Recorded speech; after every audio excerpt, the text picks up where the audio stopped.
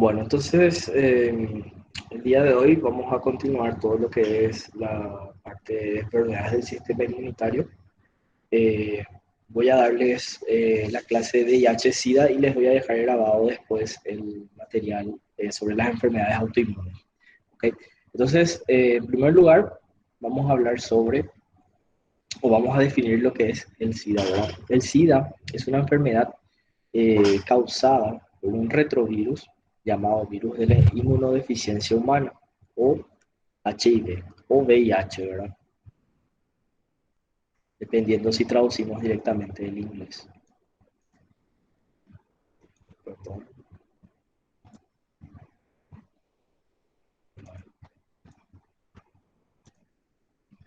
Eh,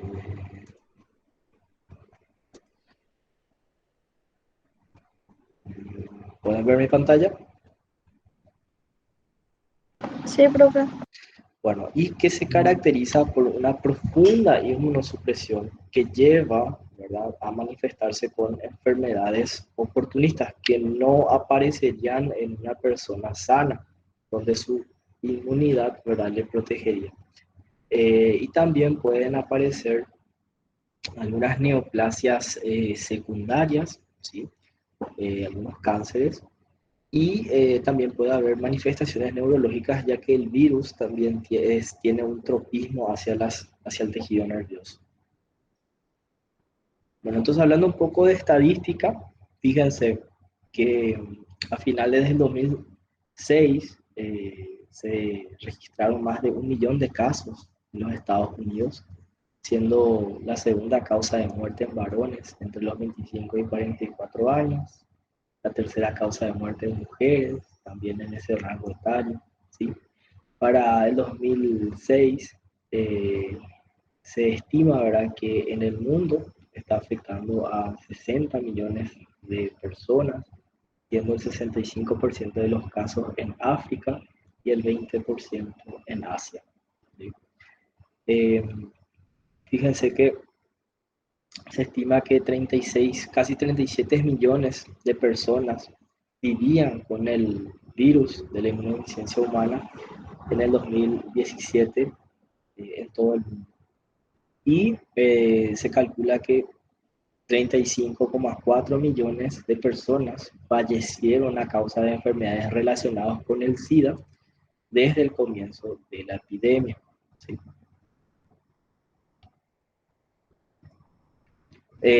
Datos en Latinoamérica, fíjense, tenemos 1,8 millones de personas que vivían con el virus del VIH en el 2017, eh, siendo que 100.000 personas contrajeron esta infección por el virus del VIH en el 2017, ¿sí?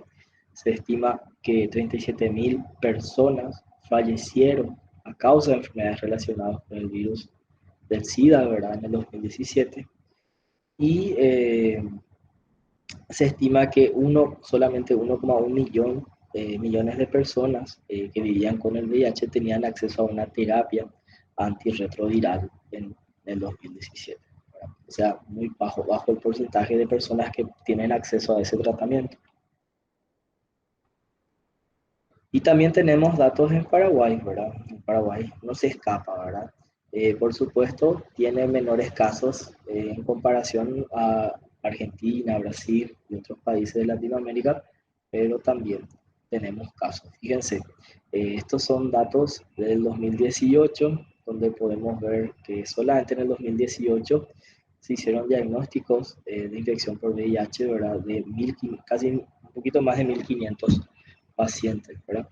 Y ya casos de SIDA, ¿verdad?, en estado de inmunosupresión con el diagnóstico, ¿verdad?, la certificación, 434 casos, ¿sí? Acá podemos ver, eh, esto está en lo que se llama PRONASIDA, ¿verdad?, que es el programa o el sistema, ¿verdad?, del ministerio relacionado con todo lo que es la enfermedad del VIH-Sida. Y acá podemos ver, fíjense, cómo la mayoría de los casos son hombres, ¿verdad? Y también podemos ver la ranga etaria. Fíjense, acá es donde hay más casos y son pacientes jóvenes, entre los 20 a 30 años. ¿Sí?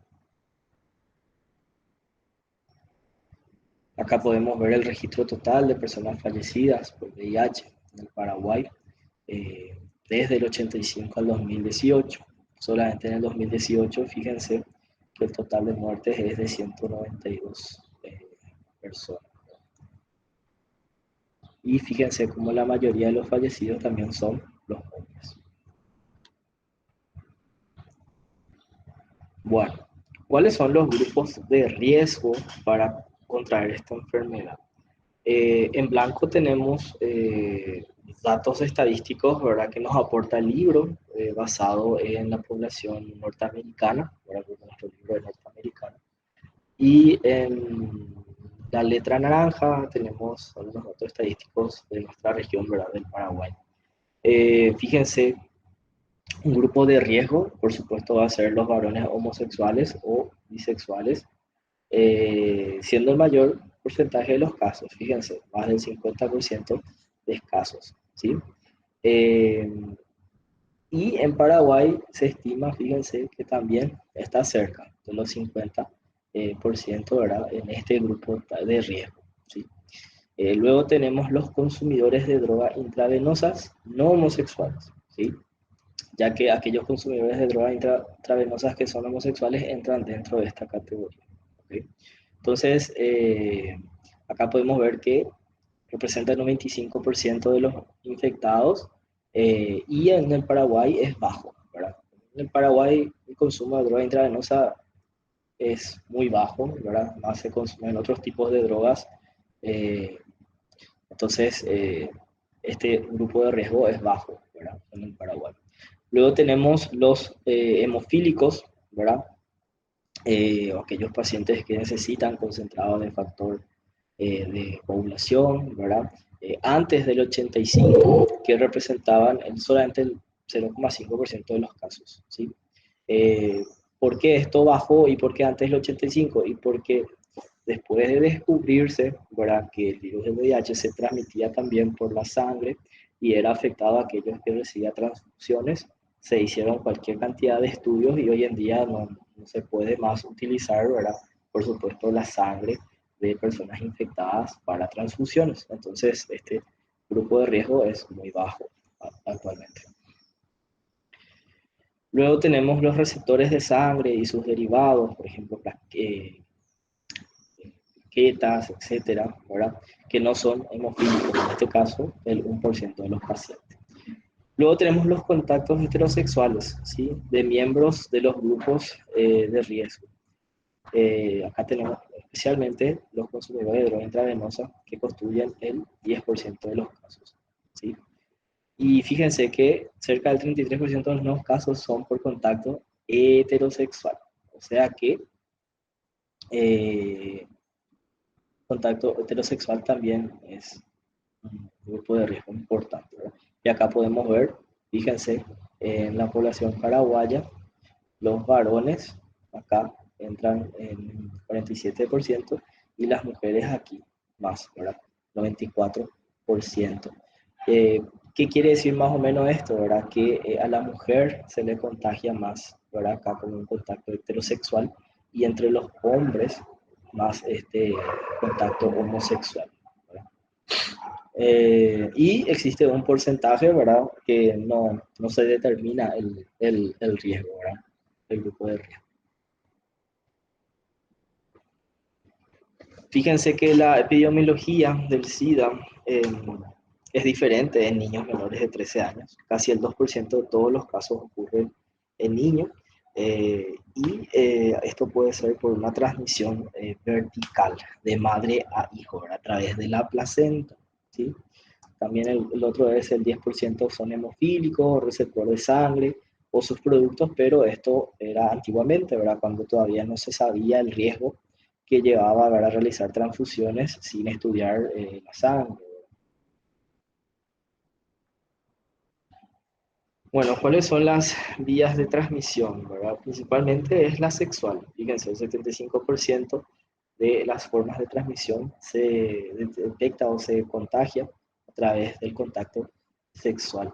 En el Paraguay prácticamente el 99% está dentro de esta vía de transmisión, ¿sí? Y esto puede ocurrir, fíjense, de hombre a hombre mediante el contacto, ¿verdad?, con el semen y los linfocitos, o virus libres que pueden entrar por las abrasiones de la mucosa bucal, de la mucosa anal, ¿sí? O también de las células dendríticas que pueden tener la mucosa, ¿ok? De hombre a mujer, ¿verdad?, que es la vía más rápida actualmente. Se ve en parejas de consumidores de drogas intravenosas, ¿sí? Ya que tienen un contacto heterosexual, ¿verdad? Y esto es más común en Asia y en África. De mujer a hombre es 20 veces menor, pero puede aumentar la posibilidad si existen otras enfermedades concomitantes, ¿verdad? Principalmente ulcerantes, donde ahí hay más formas de tener contacto, ¿verdad?, con el virus. Por ejemplo, el herpes, sífilis, chancro, ¿verdad?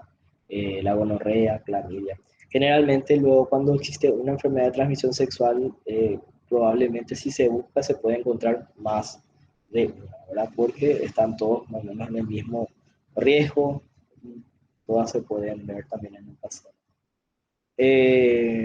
La otra vía de transmisión es la vertical, ¿sí?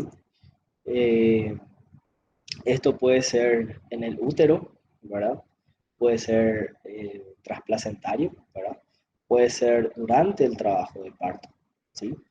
Y puede ser durante la lactancia. Pero todo va a depender mucho del, de la viremia que puede tener la madre, ¿sí? Y fíjense la estadística que en nuestro país, ¿verdad?, es muy bajo porcentaje. Ahora ustedes cuando se vayan en ginecología, en los consultorios, van a ver que uno de los estudios que primero luego se hace a toda mujer embarazada es la prueba de sífilis, la prueba de VIH, ¿verdad? Ya que si la madre sale positiva, debe ser tratada, ¿verdad? Entonces, una vez que es tratada, se disminuye el riesgo de transmisión a ese hijo. La otra forma de transmisión es la parenteral, ¿sí? Tenemos, por ejemplo, los consumidores de drogas intravenosas, que es un grupo importante, ya que comparten agujas y tienen un contacto heterosexual. Después tenemos las transfusiones de plaquetas o factores de coagulación, ¿verdad? Pero bastante raro actualmente. Fíjense que el riesgo de infección actual por transfusiones es de 1 en 2 millones, ¿verdad? Muy bajo. Fíjense que la infección no se puede transmitir por contacto casual en la casa, en el trabajo, ¿verdad?, en la escuela. No se puede por dar un abrazo, por pasar la mano, ¿sí? Por dar un beso. No se transmite de esa forma, ¿sí? Eh, Fíjense que también existe para nosotros, ¿verdad?, los médicos y ustedes que van a ser médicos o que se van a ir a los hospitales para practicar, que existe un riesgo de contagio por accidente laboral, ¿sí? Entonces ustedes cuando se vayan a los hospitales y eso manipulen objetos punzantes, ¿verdad? De repente no saben cuál es el estado serológico del paciente. El paciente puede ser sano aparentemente, pero ni él sabía tenía VIH, ¿verdad?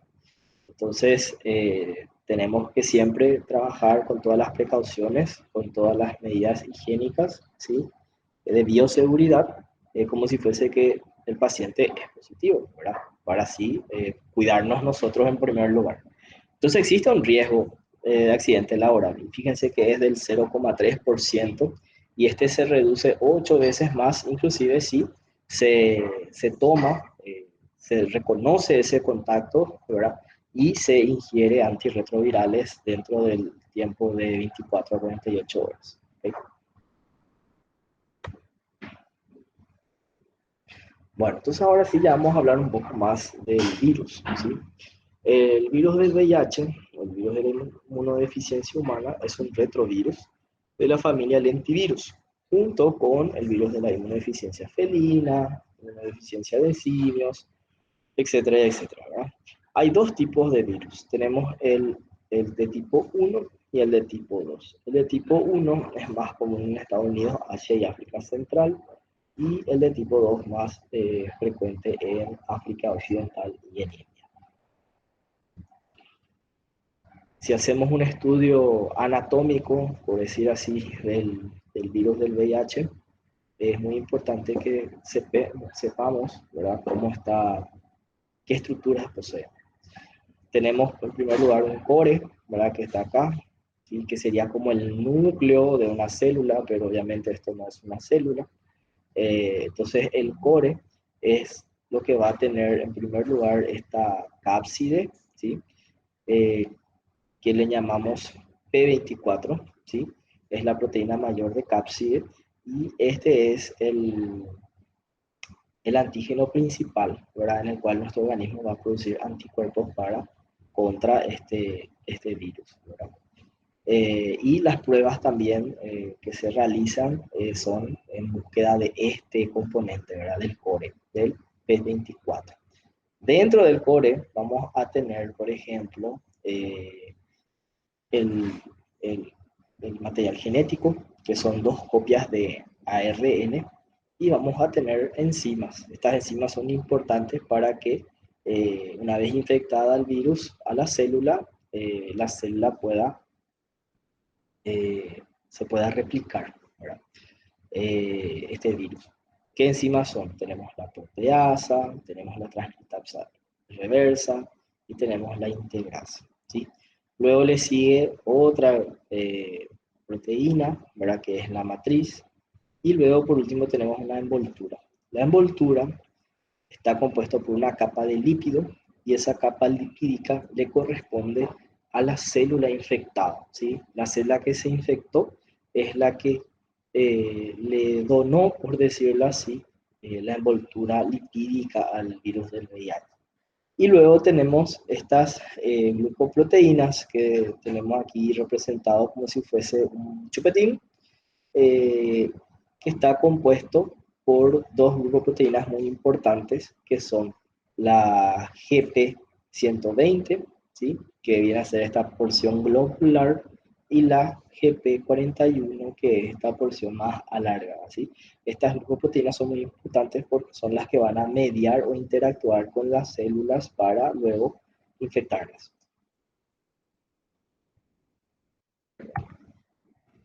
Entonces acá tenemos otro esquema que nos representa el genoma viral. Acá tenemos todo el genoma viral esparcido, ¿verdad?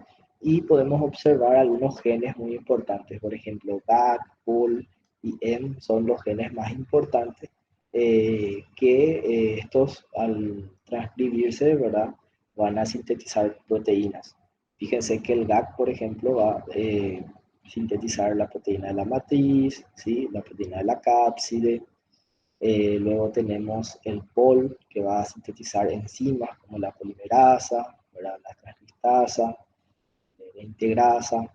Y tenemos M, que va a codificar, por ejemplo, las glucoproteínas 160, que luego se terminan por convertir en la GP120 y la GP41, las glucoproteínas que van a mediar la interacción con las células infectadas.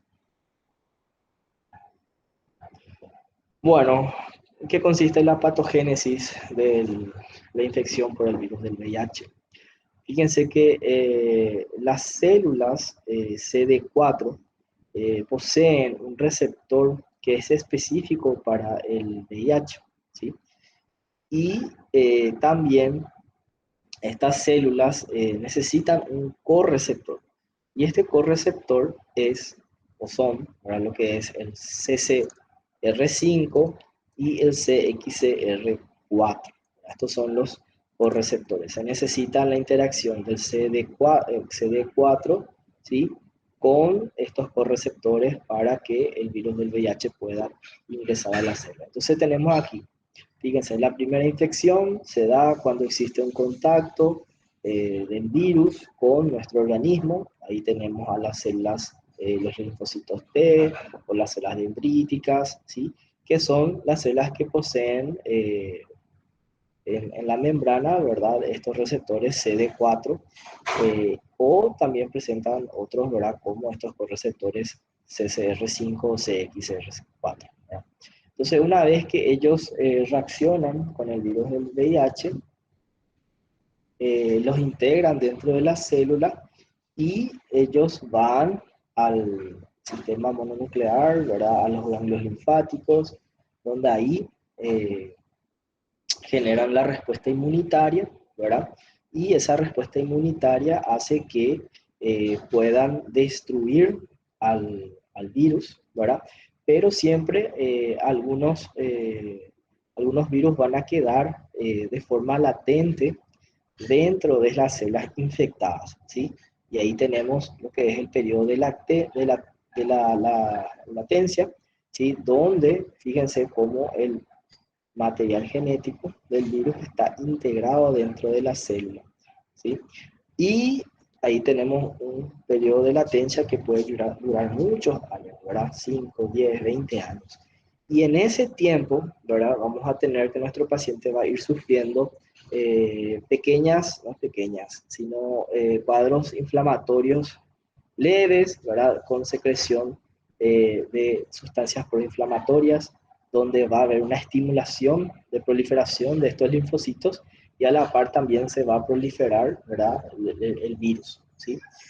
Hasta que a la par que se proliferen los linfocitos, proliferen también el virus, los linfocitos van a ir destruyéndose y una vez que exista una reducción significativa del número de linfocitos, ahí es donde se va a manifestar las enfermedades oportunistas y ahí tenemos lo que se llama el estadio de SIDA, ¿sí? Entonces acá podemos ver en este esquema cómo ocurre el ingreso del virus del VIH, ¿sí? Tenemos lo que son los receptores CD4, ¿verdad? Por eso le gusta al linfocito TCD4. Y luego tenemos el correceptor, que puede ser o CCR5 o CXR4, ¿sí? Y podemos observar que la glucoproteína 120 interacciona con CD4 y con el correceptor, haciendo que genere un cambio de conformación o de configuración, donde podemos observar que el GP o la glucoproteína 41 se interacciona con la membrana y luego se fusiona, ¿verdad? Ambas envolturas lipídicas del virus y de la célula y ahí se integra, ¿verdad? El core del virus, ¿ok? Entonces acá tengamos en cuenta algo, ¿verdad? Que si no existe correceptores, eh, no va a haber infección, ¿ok? Entonces tiene que haber sí o sí interacción entre las glucoproteínas y con los CD4 y con los correceptores, ¿ok? Eh, y si existe un bloqueo de estos correceptores, no hay infección, ¿verdad? Ya que existe una de las terapias que es el bloqueo, ¿verdad? De estos correceptores. Y también hay que tener en cuenta que existe una pequeña población dentro de los caucásicos de Estados Unidos, el 1%, que son inmunes al virus del VIH, o sea, el virus no puede ingresar en sus células. ¿Por qué? Porque ellos tienen una mutación en estos correceptores, entonces el correceptor no funciona y el virus no puede integrarse, no puede introducirse, entonces ellos son inmunes, ¿verdad? Al virus del VIH. Acá podemos ver más imágenes donde vemos la interacción del virus, ¿verdad? Con la célula, en este caso el linfocito TCD4. Recuerden, el receptor es CD4 y el correceptor con la interacción con la glucoproteína, ¿verdad? Primero 120, un cambio de conformación, y luego 141 para integrarse a la membrana y así introduce su material genético, ¿verdad? Recuerden que su material genético es un ARN. El ARN no puede integrarse al ADN. De ahí es que entra la maquinaria enzimática que tiene el virus, ¿verdad? Tenemos ahí la transcriptasa inversa que hace que el ARN se convierta en ADN. Y una vez que tenemos el ADN ahora viral, se introduce dentro del genoma de la célula infectada y queda ahí, ¿verdad? Queda ahí. Cuadros posteriores de inflamación donde existe una estimulación de esta célula, por ejemplo la citocina, hace que la célula se active y empiece a sintetizar proteínas. Y dentro de las proteínas que empieza a sintetizar la célula son proteínas virales, ¿sí? Y empieza a sintetizar el virus. Y luego de la síntesis del virus, ¿qué pasa con la célula? Recuerden que la síntesis del virus conlleva un poco de membrana de la célula, entonces de a poco va perdiendo membrana hasta que la célula muere, ¿verdad? De esa manera, el virus va matando a los linfocitos en búsqueda, ¿verdad? De nuevas células para infectar. Entonces, la destrucción de los linfocitos T, fíjense que va a ocurrir eh, por el efecto citopático que tiene el virus, ¿verdad? Mediante la replicación del virus, ¿sí? Y la célula termina por sufrir, ¿verdad? Una muerte celular. La otra es mediante apoptosis, ¿sí? Existe una activación de los linfocitos infectados donde sufren apoptosis. ¿Okay? Otro caso también puede ocurrir donde los linfocitos infectados pueden fusionarse con las células no infectadas, ¿sí? Ahí forman lo que se llama las células sincitiales y luego ocurre nuevamente la muerte celular de estas células, ¿sí? Fíjense que se calcula que se producen 100 millones de partículas virales nuevas por día y eso lleva a 1 a 2.000 millones menos de linfocitos TCD4 por día, ¿sí? Entonces, se van destruyendo de a poco los linfocitos, ¿sí? Eso es lo que produce el virus del VIH. Entonces, la infección por el virus del VIH va a terminar llevando un defecto en el funcionamiento de los linfocitos TCD4, ¿sí? Va a haber una reducción de la proliferación de las células T mediadas por antígenos, va a haber una disminución de la respuesta de tipo 1 versus la tipo 2, ¿sí? Va a haber defectos en la señalización intracelular, va a haber pérdida selectiva de los linfocitos TCD4 de memoria, ¿sí? Recordemos que los linfocitos TCD4, ¿verdad? Son muy importantes para la respuesta inmunitaria porque son los que modulan varias respuestas inmunitarias, ¿sí? Entonces el hecho de que esta célula no funcione lleva consecuencias bastante importantes. Entonces podemos ver que estos pacientes van a tener una linfopenia con pérdida de los linfocitos TCD4, ¿sí? Va a haber una inversión de la relación CD4-CD8. Vamos a ver que la función de las células T se ven alteradas en vivo, ¿verdad? En vivo, con la pérdida preferencial de células T de memoria, va a haber susceptibilidad a infecciones oportunistas, susceptibilidad a neoplasias, disminución a la hipersensibilidad retardada, ¿sí? También la función de células T se ven alteradas in vitro, ¿sí?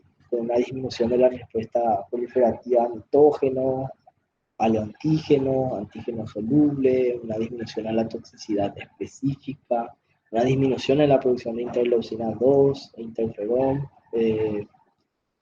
Luego tenemos la activación policlonal de células B, eh, ya que no funcionan las células T, ahora se activan las células B eh, para poder compensar, ¿verdad? Y esto, por ejemplo, es la base en la cual una de las neoplasias que aparecen en los pacientes con VIH son los linfomas de células B. Hay una destrucción de las células T, hay una compensación mediante una activación policlonal de células B y en algún momento esa activación policlonal puede llevar a mutaciones y esas células B pueden ser alteradas y ahí tenemos los linfomas, tumores malignos originados de células sanguíneas, en este caso linfocitos B. Y también la función de los monocitos y los macrófagos se ve alterada, ¿sí? La quimiotaxis, la fagocitosis está disminuida, ¿sí? Entonces hay muchas alteraciones en las células. Bueno, ¿cuáles son los papeles de los macrófagos y las células dendríticas? Fíjense que los macrófagos terminan siendo los reservorios de la infección. El 10 al 50% de los macrófagos tisulares van a estar infectados, ¿sí? Eh, y las células dendríticas son las responsables son las que se encuentran en la mucosa, ¿verdad? Y llevan, ¿verdad?, las partículas virales hacia los ganglios.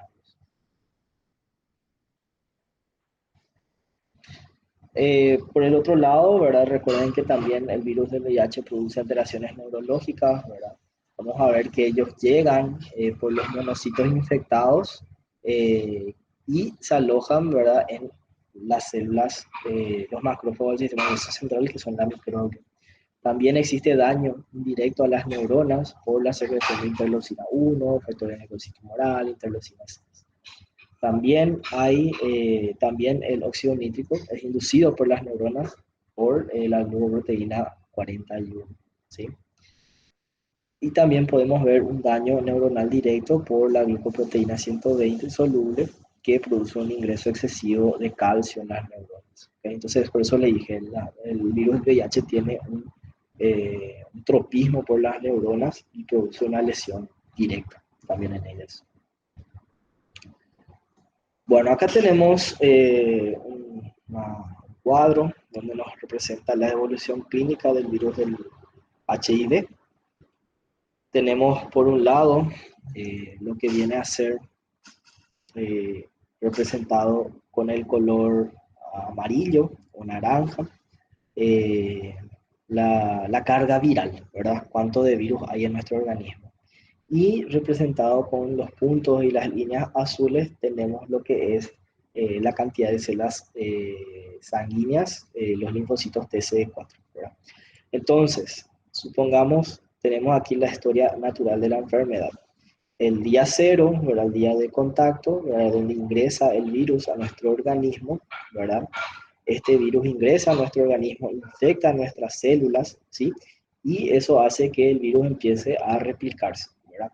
Al mismo tiempo también nuestro sistema inmunitario aumenta el número para poder combatir, ¿verdad?, generar la respuesta inmunitaria, poder destruir el virus, pero recuerden que el virus no se destruye completamente, queda impregnado dentro del material genético de las células infectadas, ¿sí? Y nuestro sistema inmunitario, ¿qué hace? Fíjense, destruye a los virus en casi su totalidad, ¿verdad? Y quedan, ¿verdad?, alojados dentro de las células de eh, los linfocitos TCD4, ¿verdad? Entonces, hay una disminución de la viremia y también hay una disminución de los linfocitos TCD4, ¿verdad?, porque mueren en la lucha. Luego, aumentan un poco los linfocitos TCD4 y de ahí en adelante, ¿verdad?, ya por años, si estamos hablando 5, 10, 20 años, es muy variable de cada individuo, lentamente van a ir siendo destruidos los linfocitos TCD4, ¿sí? Fíjense, van a ir siendo destruidos los linfocitos TCD4 y la carga viral también va permaneciendo, ¿verdad?, eh, baja porque el sistema inmunitario, ¿verdad?, puede ir destruyendo, ¿verdad? ¿Qué pasa después? Fíjense, va a llegar un momento donde los linfocitos TCD4 ya van a disminuir demasiado y al disminuir ya demasiado van a empezar a aparecer las enfermedades oportunistas, ¿sí? Las enfermedades oportunistas. Y cuando aparecen las enfermedades oportunistas, ahí es donde tenemos lo que se llama el estado de VIH-Sida, ¿verdad? Con las enfermedades oportunistas, ¿verdad? Y luego, un poco después, ¿verdad?, sin tratamiento, por supuesto, el paciente va a llegar a la muerte, ¿verdad?, debido generalmente a complicaciones de las enfermedades oportunistas. Existe una clasificación que categoriza a los individuos con la infección por el virus del HIV. Tiene en cuenta la presencia de síntomas, ¿sí?, y también lo que se llama la carga viral. No siempre se va a saber, ¿verdad? Y saber la carga viral es un estudio muy complejo, muy caro. Lo que más se puede, lo que es más accesible, más económico, más fácil de hacer, es tener el recuento de linfocitos TCD4, ¿sí? Entonces eso es lo que se utiliza para esta clasificación. Fíjense, tenemos la categoría clínica A, B y C. La C es cuando empiezan a aparecer las enfermedades llamadas indicadoras de SIDA, ¿sí? Cuando aparecen las enfermedades indicadoras de SIDA, ¿verdad? También síntomas constitucionales, lesiones neurológicas o alguna neoplasia asociada al SIDA, ¿verdad? Tenemos aquí esta categoría clínica C. En este caso no importa la carga viral, ¿sí? No importa la carga viral, no importa el recuento de linfocitos TCD4. Luego tenemos la categoría A. Fíjense, la categoría A son aquellos pacientes, ¿verdad?, con VIH, pero son asintomáticos, ¿sí? Son asintomáticos, o si tienen algún síntoma, generalmente es un síntoma leve, inespecífico, como si fuese un cuadro viral, ¿verdad? El diagnóstico suele ser realmente eh, accidental, ¿verdad? O puede haber una linfadenopatía generalizada, ¿ok? Y acá, dependiendo del recuento de linfocitos T, CD4, ¿verdad? Podemos entrar en la categoría A1, A2, A3, ¿sí? Y luego tenemos el B. El B está entre el A y el C, donde existen manifestaciones, algunos síntomas, ¿verdad? Pero no enfermedades indicadoras de SIDA, ¿ok? Acá también, de acuerdo a el conteo de linfocitos TCD4, le vamos a clasificar, ¿ok? Yo no quiero que me sepan de memoria, ¿verdad?, la clasificación, pero sí quiero que sepan que existen estas categorías, ¿sí? Y qué tienen en cuenta. Bueno, y eso es todo con respecto, así de forma general, a lo que es el SIDA, o sea, el VIH-SIDA. ¿Alguna pregunta?